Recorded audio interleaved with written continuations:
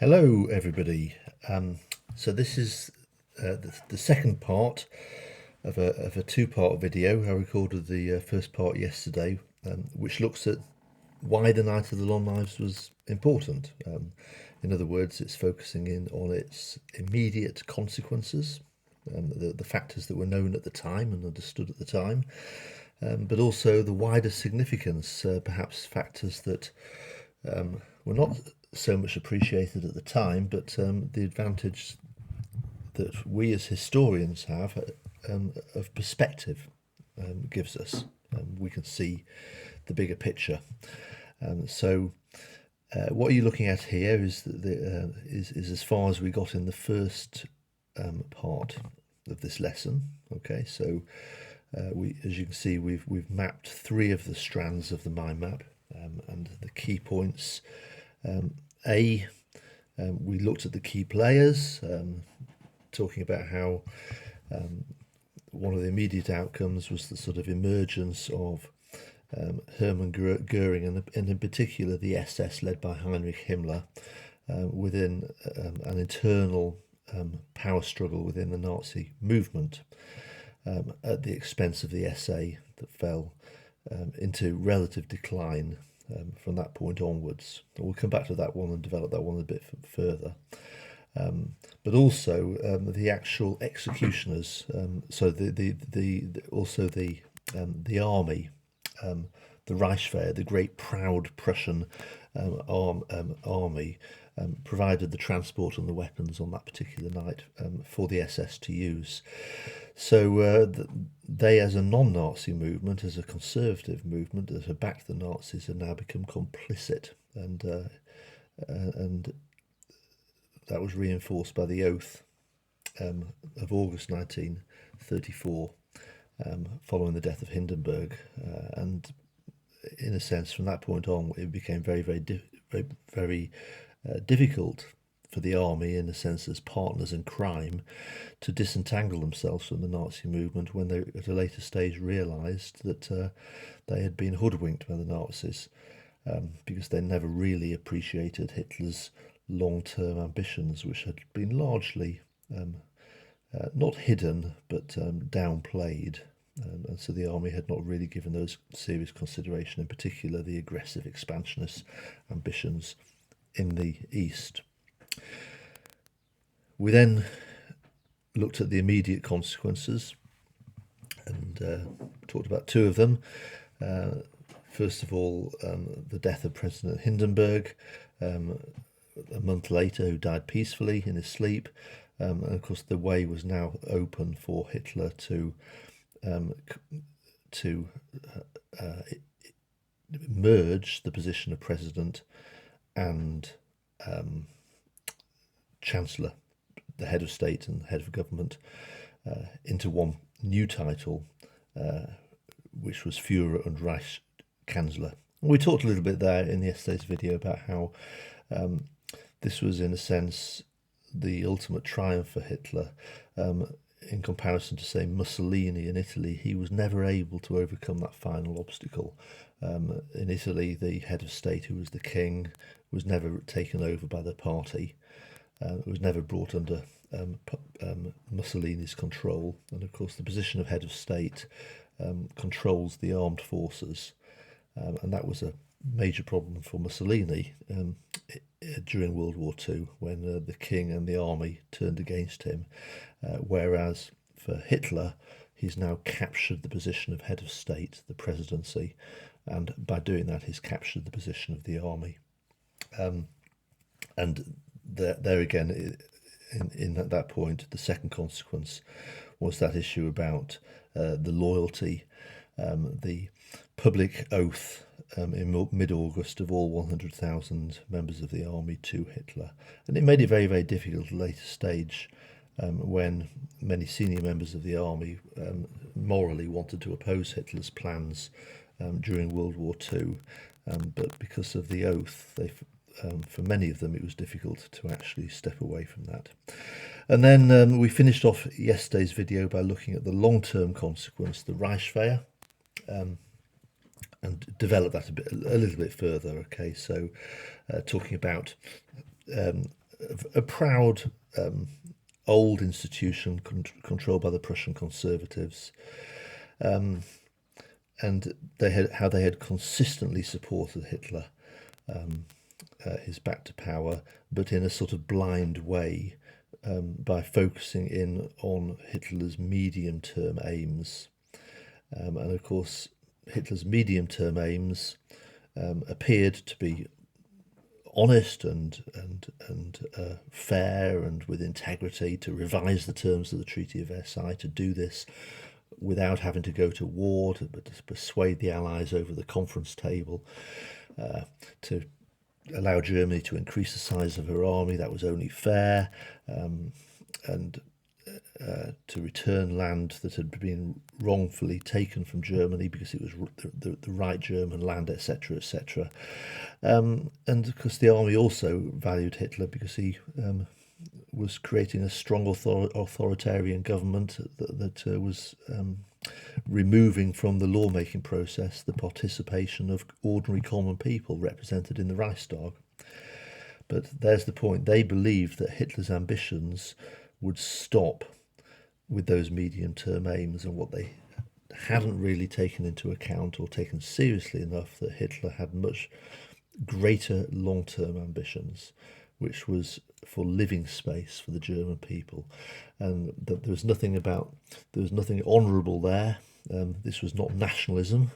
This was not sort of ordinary patriotism. It wasn't about doing what was right and fair for Germany. This was basically gangster, aggressive tactics driven by social Darwinism, the sort of ideas that the law of the jungle, the nations have got the right to fight for space to breathe, because they are populated by racially superior people. Crazy ideas that Hitler had absorbed in his reading in his youth, etc. So by 1937, when the army realised where Hitler was coming from, it was too late. So there's a sort of quick recap of the first half of the video, and we're now going to stick on this theme of long-term consequence, which is what we moved on to there with the Reichswehr. And we're now very much going to, well, first of all, we'll look at the long-term consequence for the SA and the SS. So let's push on. Long-term SA and SS. So, in a nutshell, okay. So remember that you must distinguish between the two, okay. That's absolutely fundamental. I see so many students make this mistake at GCSE. At A level, it's unforgivable. You cannot get the two confused, okay. So the SA were the big, large private army, the brown shirts, a paramilitary wing of the Nazi Party that developed from the early days in 1920, and by 1934 we're talking about 2.5 million men belonged to the SA, a paramilitary, very violent group led by Ernst Röhm, who ultimately were quite left-wing in their ambitions, and ultimately they wanted to subsume the German Reichswehr within their own ranks and to create a new people's army. And of course, Night of the Long Knives, the SA leadership was nipped in the bud. Okay, then the SS were Hitler's bodyguard. They were a small subgroup within the SA. So the leader of the SS, Heinrich Himmler, his boss was Rome. But the purpose of the SS, the black shirts, they were the protection squads, Schutzstaffel, that's what the SS stands for. They were Hitler's protection squads. They were initially his bodyguard. Small group when they were formed, about 200 men. I think they'd expanded to 2,000 or 3,000 by 1934. Very, very intensely loyal to Hitler personally. There was no loyalty of Himmler to Rome, his boss, and we can see that in the Night of the Long Knives, because basically it was decided that the SS would be the executioners of the SA leaders, and for that the SS were given their independence. So that's where we start off here. So on the Night of the Long Knives, 400 SA leaders were brutally murdered, okay? Approximately 400. The 2.5 million strong brown-shirted SA continued to exist, but their role was now limited to primarily a propaganda function and fundraising for the Nazi Party. Okay, so the SA didn't disappear. Yeah, you can't make 2.5 million men disappear. It was the leadership that was murdered on the night of the Long Knives. A new leader was appointed as the leader of the SA, a relatively innocuous man who wasn't going to cause a problem for Hitler. I think his name was Victor Lutz. I think you might need to check that one out. But their role was now limited to primarily, back to the way it was in the 1920s to a large extent, a propaganda function. What that basically meant is when Hitler gave his speeches, the SA would line the inside of the football stadium. They would march to military music, and in formation, and it would be very impressive, and it would be a propaganda, it would be a metaphor for the unity of the German nation. Okay, we're a nation of action and organisation and so on. And they were also fundraisers for the Nazi Party. Much of what they were now relegated to doing was sort of like, for example, what was called the Winter Relief Fund, raising money for the party. One Pot Sunday.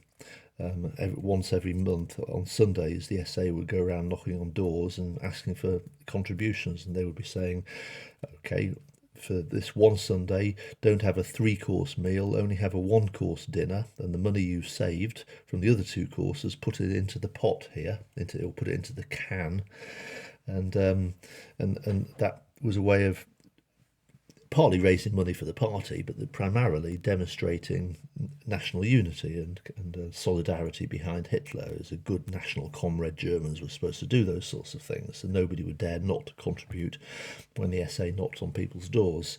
That type of thing, so relatively innocuous role.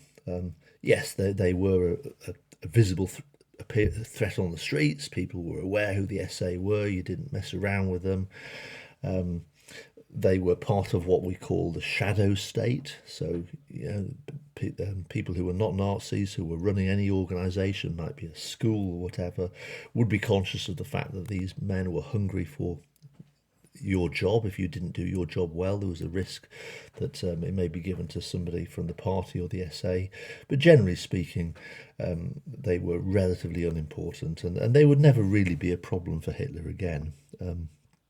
Briefly, they raised their heads in 1938 on what was called Kristallnacht, where they ran out of control again. Sporadically, that sort of tension, that sort of frustration, these sort of frustrated hard fighters who believed that they were not being properly rewarded, it did rear its head occasionally, but pretty much the night of the Long Knives, it had been nipped in the bud. Okay, so real future power for the future, and it wasn't necessarily known at the time, but we can now see that the real future of the Third Reich lay with the SS, the black shirts, Hitler's bodyguards. Okay, they were the executioners on the night of the Long Knives. They were therefore on the ascendancy. They were on the way up. So they were a small elite guard of less than 2,000 men. Okay, strict membership criteria. To become a member of the SS, you had to prove your racial purity going back several generations. Okay, so you had to be of pure Aryan blood.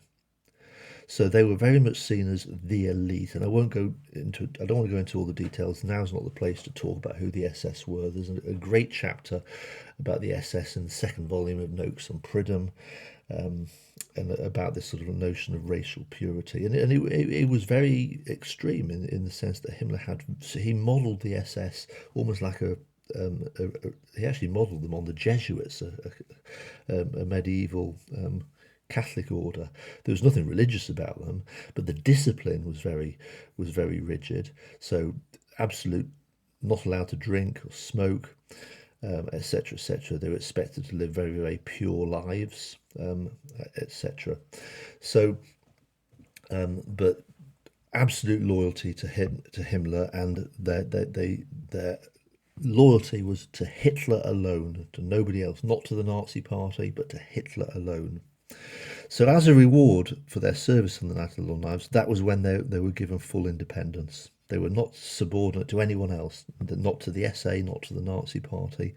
They served Hitler alone. So they became a direct instrument of Hitler's will.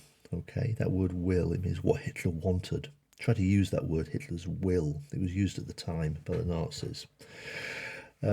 So under Himmler's leadership, the SS expanded over the next 12 years. We can see, as historians, this steady expansion of their power, so that they ultimately became one of the most powerful and the most fearsome organisations in Nazi Germany. And this is an interesting one, and we'll pick this one up in our next 3 lessons. Even more powerful than the Nazi Party itself. Okay? So try to think of the Nazi Party as an organisation that was formed in 1920, whose purpose was to win votes for Hitler, to get Hitler into power. Now Hitler's in power, to a large extent, the Nazi Party's done its job. So this separate organisation, which was separate from the Nazi Party, but like the Nazi Party, worked to Hitler's personal command, this separate organisation, the SS, in a sense, emerged to become more powerful than the Nazi Party. Okay, so we'll develop this more when we look at the structure of the Third Reich. So they achieved this in stages. So how did the SS achieve that expansion? Well, they took over different aspects of German life bit by bit over the next 12 years. Okay, and they started pretty much by taking over Germany's police force. Okay, and it didn't happen straight away. It didn't happen in one go. It happened bit by bit by bit. Okay, but pretty much by 1936, Himmler and the SS had coordinated, Gleichschaltung, okay, we used that word in a previous lesson, had coordinated the German police force and brought it under SS control. Now, there was a bit of a power struggle there. Other aspects of the Nazi movement, led by other Nazi leaders, likewise wanted to take over the control of Germany's police forces. Okay, the first person who wanted to do that was Wilhelm Frick, who was the Hitler's Minister of the Interior. Hermann Goering, for a period, was strongly interested in taking over the German police, but ultimately Himmler, the leader of the SS, won that particular battle. So by 1936, the black-shirted SS were running the Germany's police forces. Okay, and again, another word of caution in terms of when you write about this exam in the exam, bad habit from GCSE. Okay, there was nothing secret about the SS. Okay, sometimes students say they were the SS were Hitler's secret police. No, they were not. That was the whole point. They were highly visible. They wore black shirts to strike fear into the hearts of ordinary Germans. A clear message: don't mess with the SS. We control law and order in Germany. Okay, so there's nothing secret about them. Okay, there was a subsection of the police within the SS called the Gestapo. The Geheime Staatspolizei, G-E-S-T-A-P-O, Geheime Staatspolizei, the German, the state police, and they were ununiformed, and they were they were the secret police, so to speak, but not the SS. And it was the SS that ran Germany's concentration camp system. Okay. Now, the concentration camp system were special prisons that were created for political prisoners. And political prisoners were the new type of criminal that appeared in Germany as a result of the Reichstag fire decree. Remember the Reichstag fire decree back in 27th of February 1933 said that people could be arrested for their politics, basically, for opposing the German government. So people who were arrested for political reasons were put into special prisons that were created the day after the passing of the Reichstag fire decree. And these special prisons were called concentration camps. And it was the SS, because ultimately the SS took over policing, the SS ultimately took over the running of the concentration camps. There were relatively few in number, and in terms of total population, total number of people in the concentration camps, relatively small, never really amounted to more than about 25,000. Certainly up to the outbreak of World War II in 1939. Ordinary prisons continued to exist for ordinary criminals who, committed ordinary crimes. That they continued to exist separate.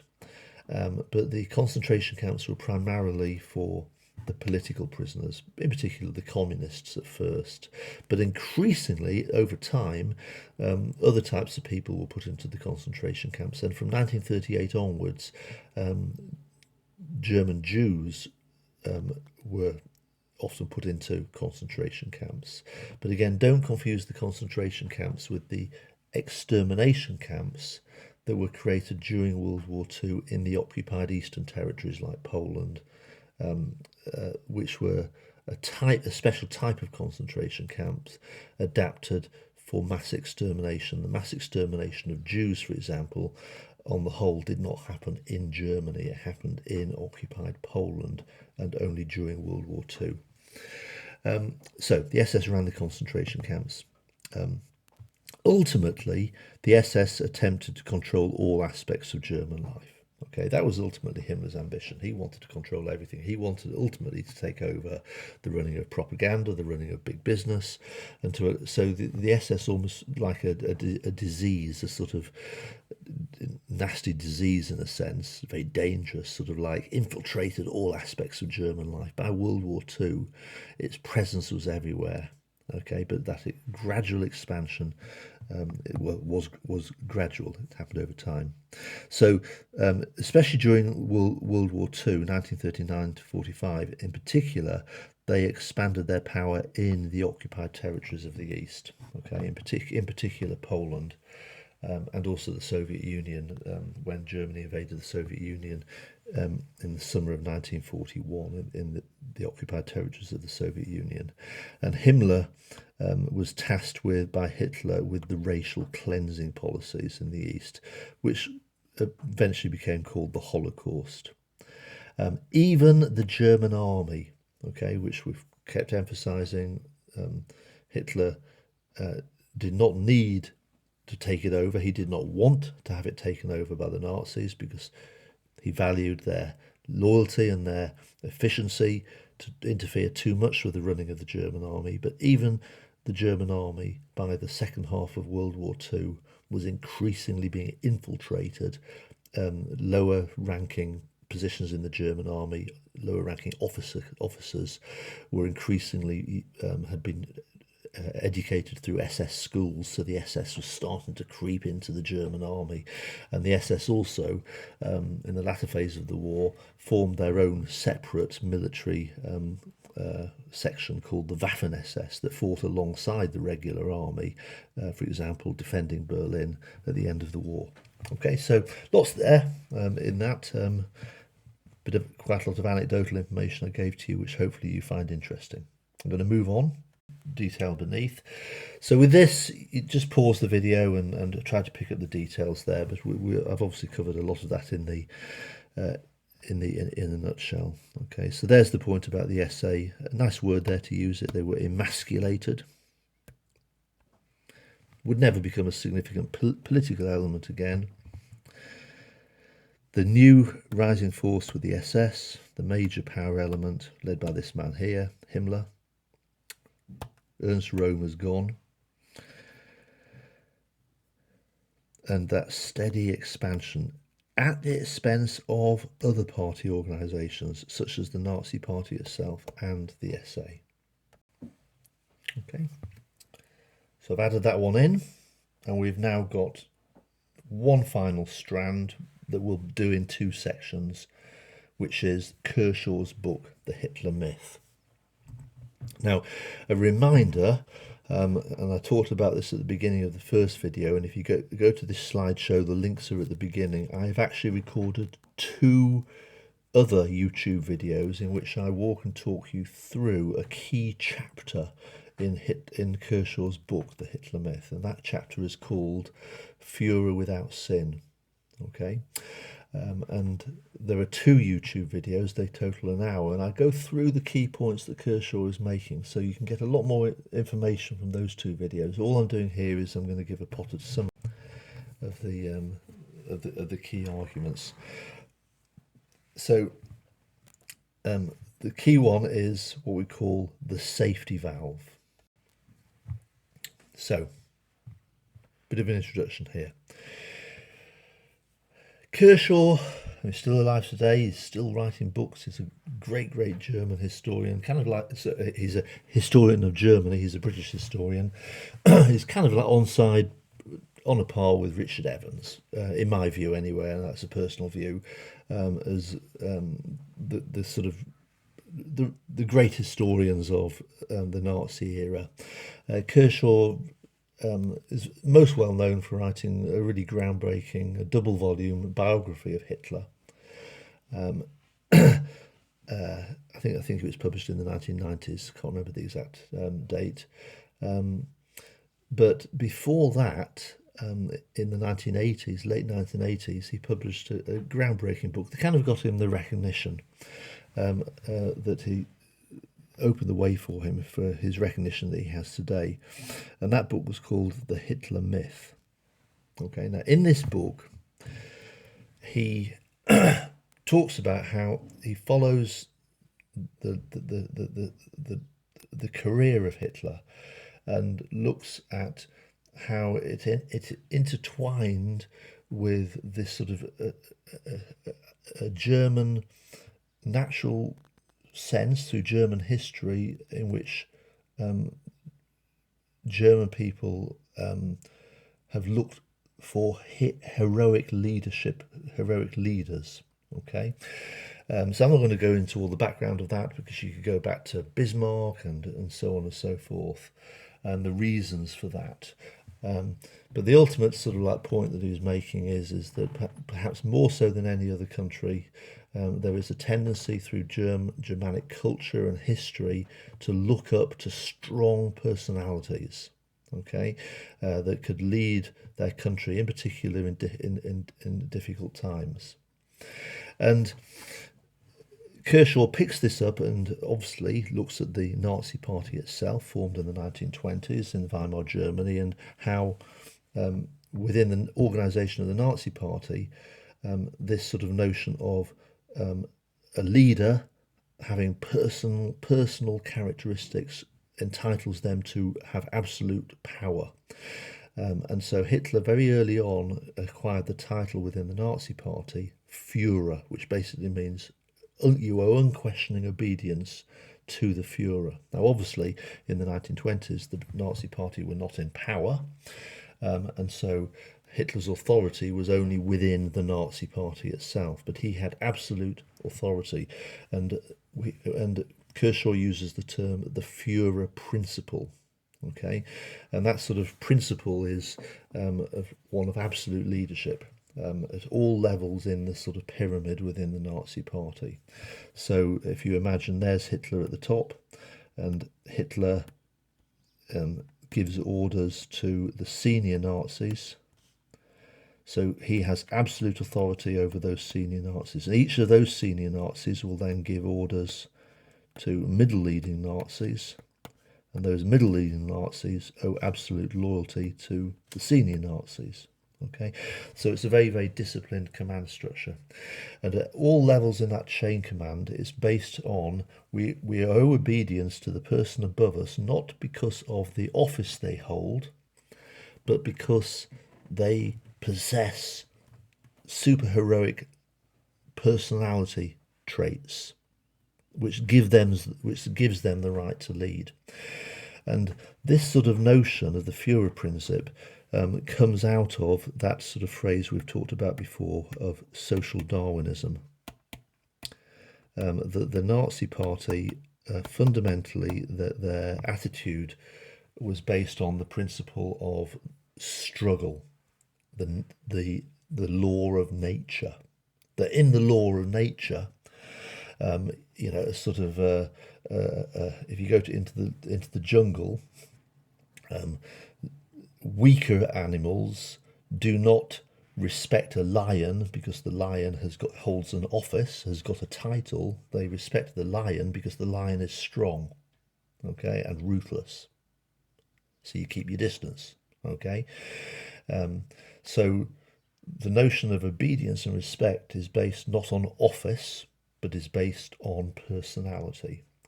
And that was a sort of running theme throughout Kershaw's book, and it's a fascinating book, and you can buy it. It's still a bestseller, and I really would recommend you just buy it and read the whole book. It's really fascinating.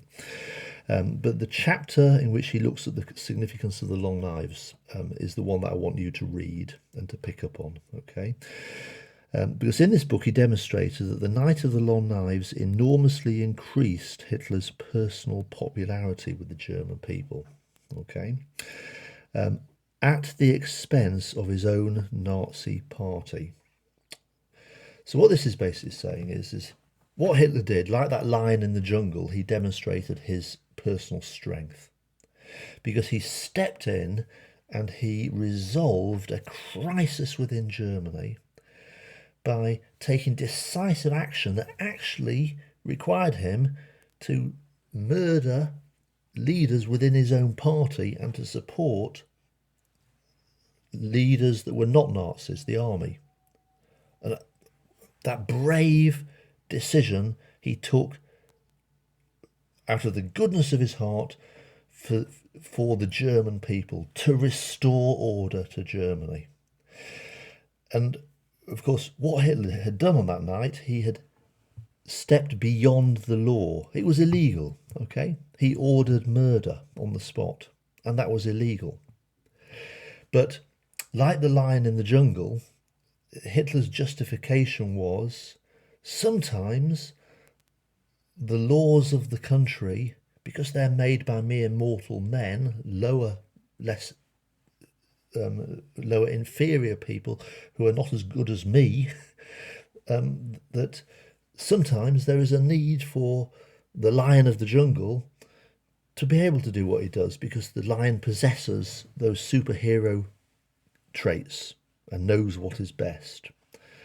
And so what happened on the Night of the Long Knives is a sort of mythology was created that what Hitler did, as violent and as frightening as it was, he used violence to nip in the bud possible greater violence, because the SA were a violent organisation that were plotting and planning with ambitious schemes that Hitler did not want to happen. And Hitler basically, remember, halted a second revolution. It was presented to the German people that what Hitler had done is he had restored order, because the SA were presented as plotting and as schemers who wanted a second revolution that would have resulted in far, far greater bloodshed than the mere 400 people who died on the Night of the Long Knives. So it was a necessary nipping in the bud to prevent much greater bloodshed. And therefore, he had to take the brave decision to step beyond the law and do what was right, because he embodied the will of the German people. He represented, it's almost like he portrayed himself as having almost like a telepathic link with the 40 million German people and their thoughts. And that was all captured within Hitler. And that sort of notion that Kershaw uses, he talks about charismatic leadership. So that charismatic leadership, like the lion in the jungle, it's not based on office, it's not based on a rule book, it's simply based on strength, personality. You have that right to do these things because you possess superhuman qualities, traits, okay?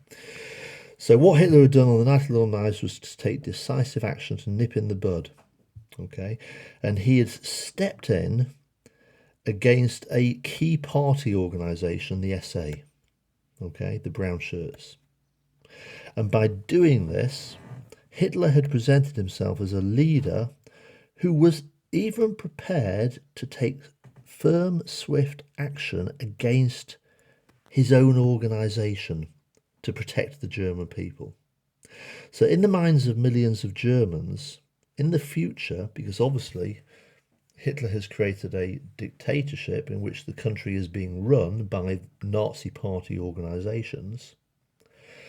So when unpopular things happened, and they did, because Hitler introduced all sorts of policies that did not make Germans particularly happy, and we'll come across lots and lots of examples of that, and particularly in the late 1930s as war approached, and there was a lot of grumbling, and ordinary Germans were not happy about the increased working hours and the fact that their pay wasn't going up, etc., etc. Okay, ordinary Germans grumbled, but what's interesting is they would blame the Nazi party officials that they saw on the streets, but they would never blame Hitler.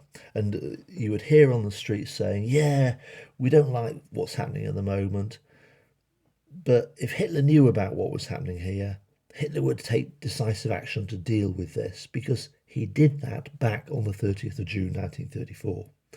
And that was the power of the myth of the Night of the Long Knives.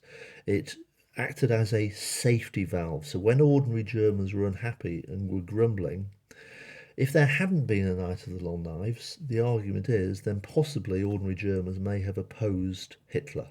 They may have spoken out against Hitler more directly, but they were reluctant to speak out against Hitler. For the next 12 years, they were reluctant to speak out against Hitler. He was never really blamed for the poor behaviour of his own party members, because the events of the Night of the Long Knives had proved that Hitler was prepared to take decisive action against his own party. So it basically meant that when there was grumbling and lack of and discontent in Germany, it was the Nazi party who bore the brunt of the blame for unpopular policies, not Hitler. And Hitler was almost seen to be like a godlike person who stood above the petty behaviour of ordinary party members. Okay, an untouchable person who had shown on the Night of the Long Knives he was prepared to do what was right for Germany, and therefore that kind of protected him from criticism in the future. So that's sort of like the first sort of like major strand. And again, you can read about that and play the YouTube video on that to develop that. Okay, so the information underneath. Now, we, of course, know that Hitler was a gangster.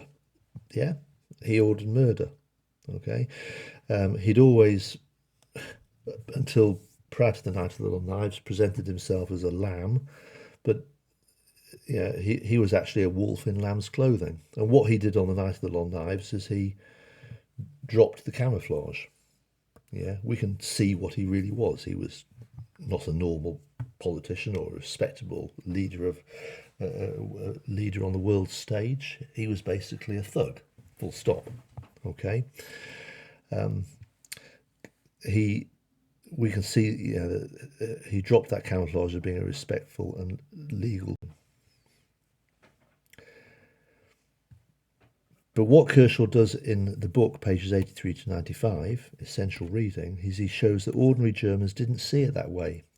Ordinary Germans at the time didn't see the way we now see it. So they didn't see the Night of the Long Knives as an act of gangsterism. They viewed it as evidence of moderate behaviour. Hitler was actually seen to be restoring law and order. He was taking a decisive, swift, violent action to protect the German people from much greater bloodshed that would be happening if he hadn't dealt with the problem of the SA, that he was halting a second revolution. Okay, remember, Rome wanted a second revolution, a rearranging of society, such as happened in Russia between between 1918 and 1920-21. Russia descended into civil war in which millions of people died. Okay, and the way it was presented is Hitler was stopping that happening. He was restoring order, keeping society structured the way it had always been structured. Okay, to preserve Germany from the chaos of a social revolution such as had happened in Russia. So decisive action, restoring order, nipping in the bud the excessive and violent behaviour of the lower ranks within his own party. And it was all dressed up as a sort of moral action as well, because by the standards of the day, as we said in the last video, the SA, many of the SA leaders were homosexual and they were seen to be corrupt, etc., etc. So Hitler was presented as taking a moral line to deal with excessive corrupt behaviour. So there we have it. In the future, when party behaviour got out of hand, party activists started, ordinary people would often make an excuse on Hitler's behalf. If Hitler knew about this, he would stop it because he'd shown that he was willing to take on the radicals in his own party on the 30th of June. So that acted as a safety valve. It diffused potential opposition in the future. So when Hitler ordered unpopular actions, ordinary Germans would often make an excuse for Hitler and blame the radicals in the Nazi party rather than blame Hitler. Pick up the key words I'm using there: diffuse, safety valve, radicals, party activists. This is the vocabulary that you should be using when you write. So in that sense, the Night of the Long Knives separated Hitler from his own party in the minds of ordinary German people. Hitler was above the petty behaviour. Now, in a couple of lessons' time, we're going to look at the structure of the Nazi state, and I'll give you diagrams. And I think that's that idea of Hitler being separate from his own party is an important one.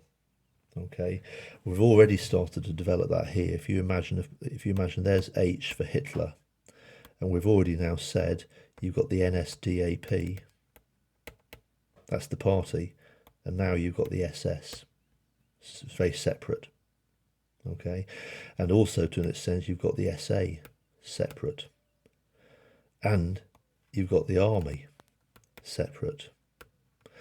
And this is the notion of what we talk about of Germany being what we call a polycratic state. Poly means many, and many consisting of many organisations that were not working together really, other than the fact they all worked towards Hitler. Okay, but we'll develop that in a future lesson. So there we are. I've added that to the diagram. So we've got one more strand, the final strand, which is the next aspect of Kershaw's book, which is about charismatic authority. I'll probably move through this fairly quickly because I did stray into that idea of charismatic authority in the previous strand. So let's just get into the charismatic authority. Okay. Notice there the final strand, the 5 plebiscites. Okay, that's important that you know what they are. 1, 2, 3. I put the dates in. What was the plebiscite about? We'll pick that one up. Okay, so in a nutshell, Kershaw in his book, The Hitler Myth, also argues that the Night of the Long Knives was important because it increased Hitler's authority to a new level. So, as I said earlier, previously Hitler's authority had been immense. Okay, this is his authority. Well, let's break it in stages. Previously, he had been all-powerful within the Nazi party. Okay, that was in the 1920s, but the Nazi party was not in power.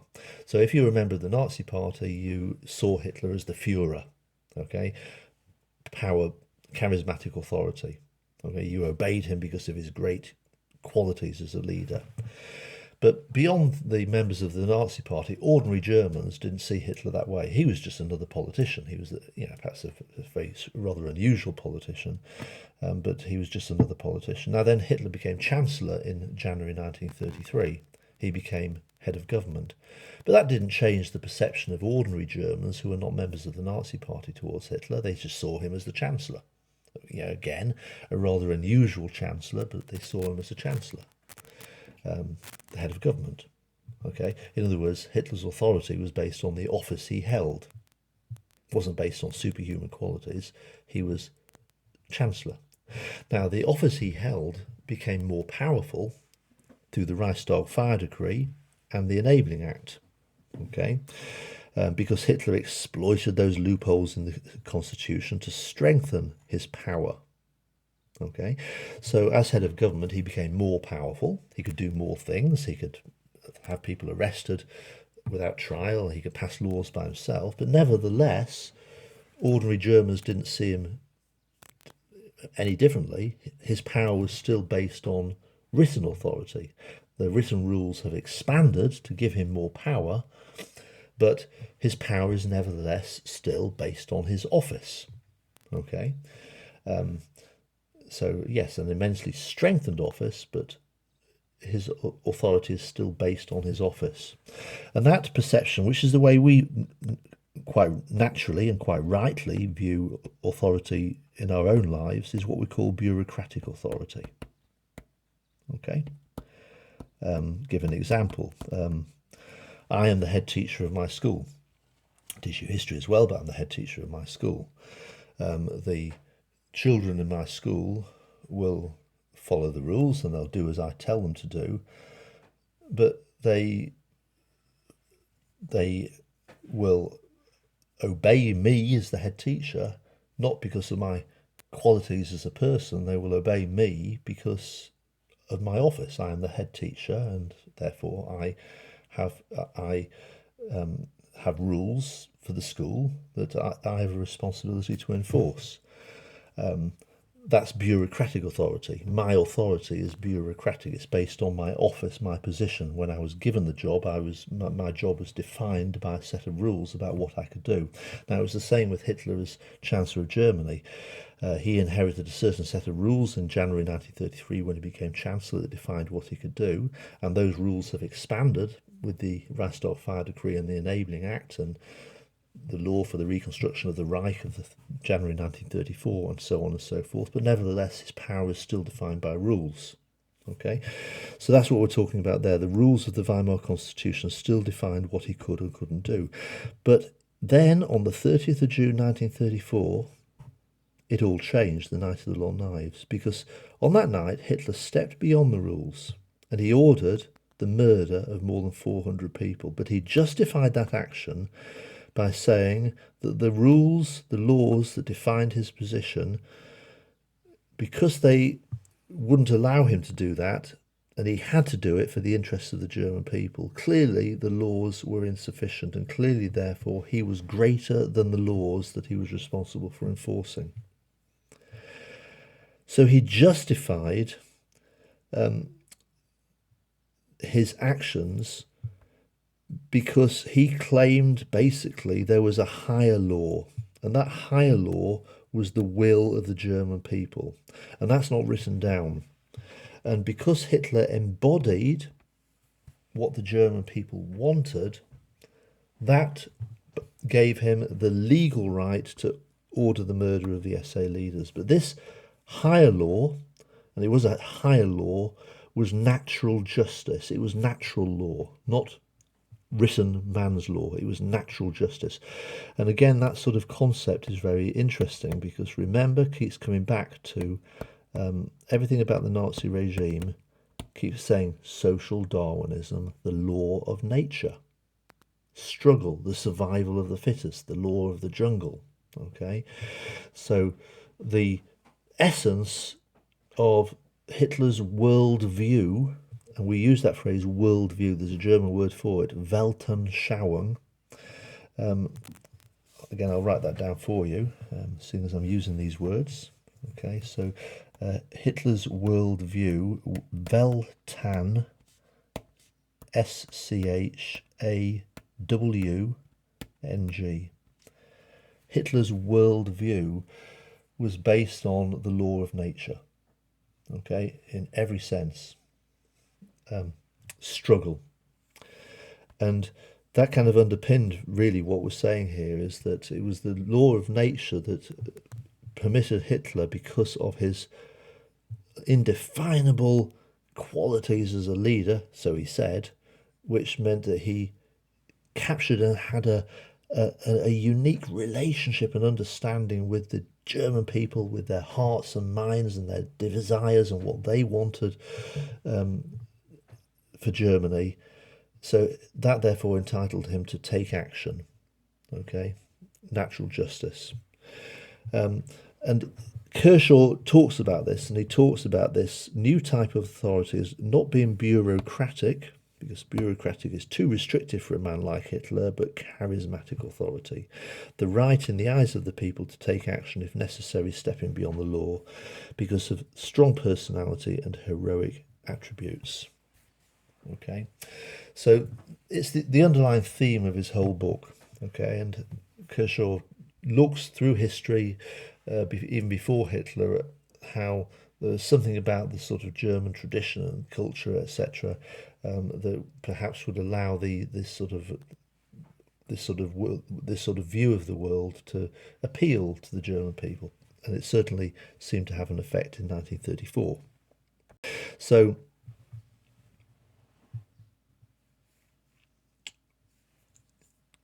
significance, it changed the nature of Hitler's legal authority. Okay. Before the Night of the Long Knives, in a sense, his power was constrained by written responsibilities attached to his office. So, yeah, he was Chancellor, admittedly, with massive powers given to him by the Reichstag fire decree. Remember, that expanded his powers because he could arrest people without trial, and he could take over the power of policing and have this centralised. Then the Enabling Act allowed him to pass laws without going to the Reichstag. But nevertheless, despite of all that, the Constitution still defined his power. Okay, so there were still legal restraints on what he could or couldn't do. But following the Night of the Long Knives, and then a month later Hindenburg died and Hitler became president, merged with Chancellor, that new position. He was now both head of government and state. And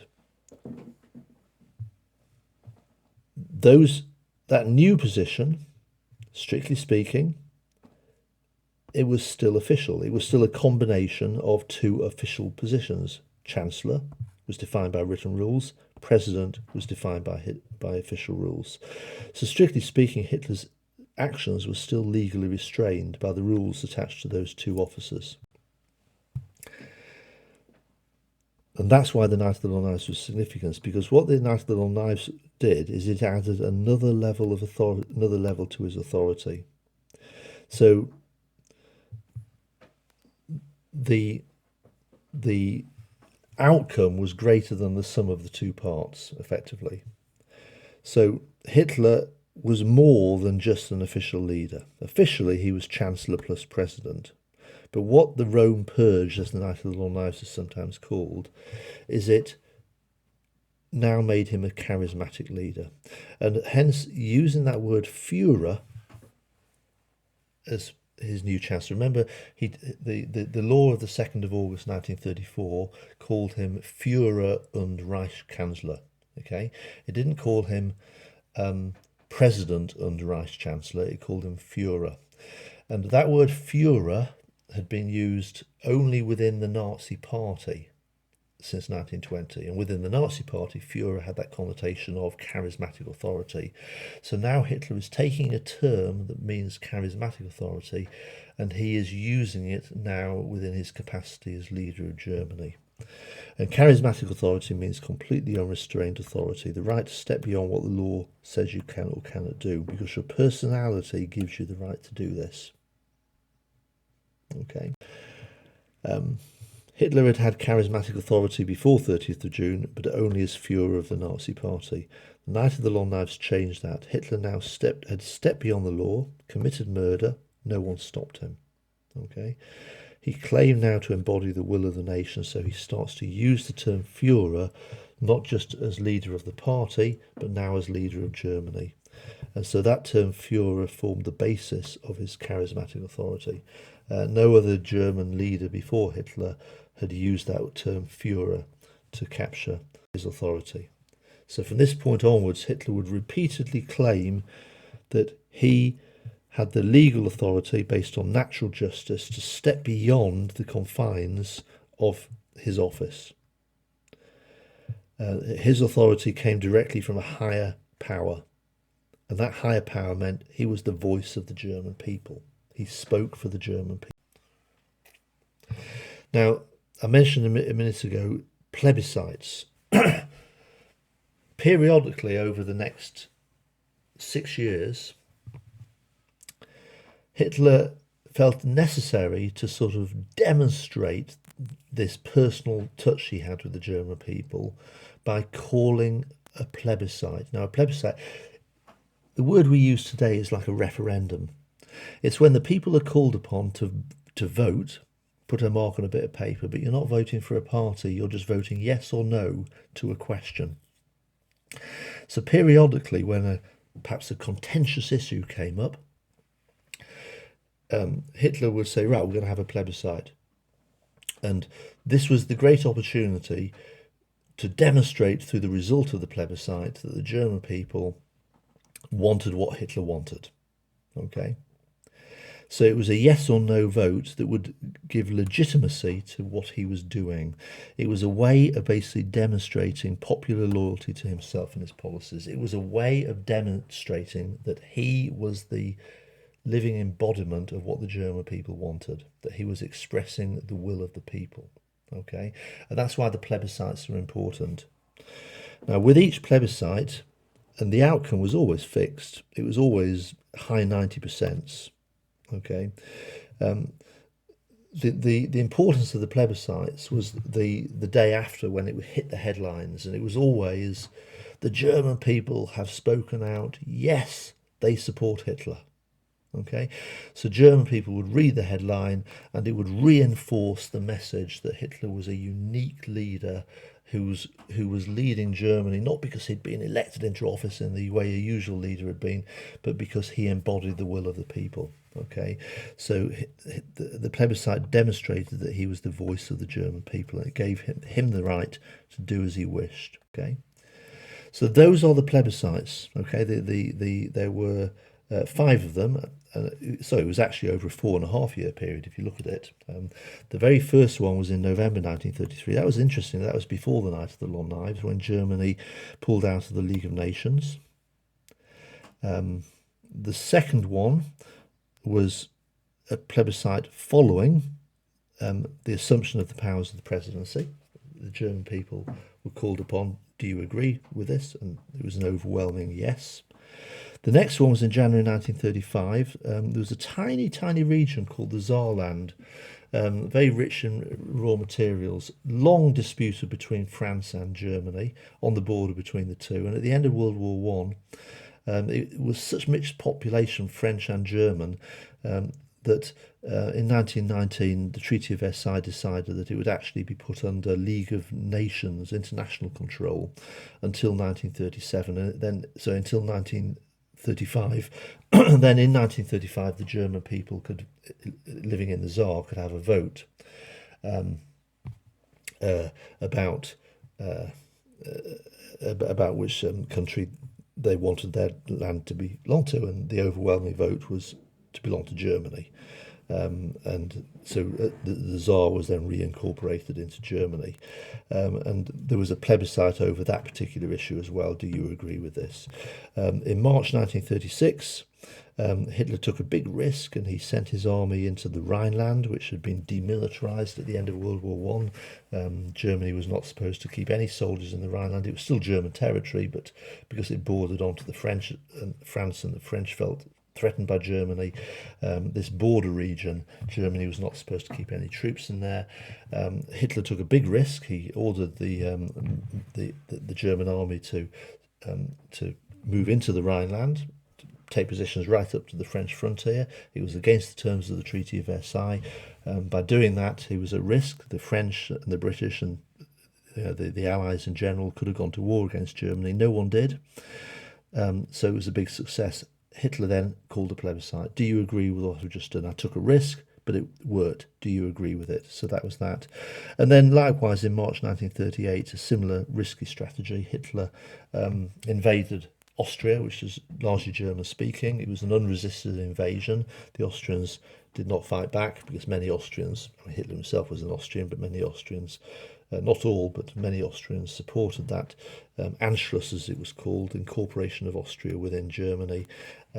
So again, a risky strategy.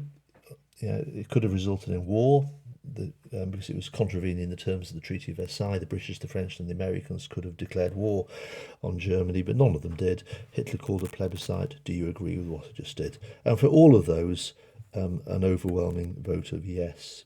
So know those, okay?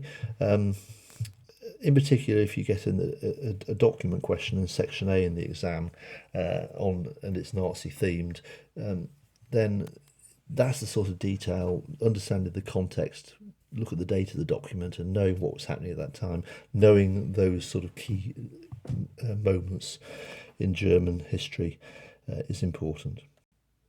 Okay, so there we go. That's this lesson. We've now done the significance of the Night of the Long Knives. So the mind map is all there. Now hopefully you have now finished off your mind mapping. Plenty more reading to do then, remember.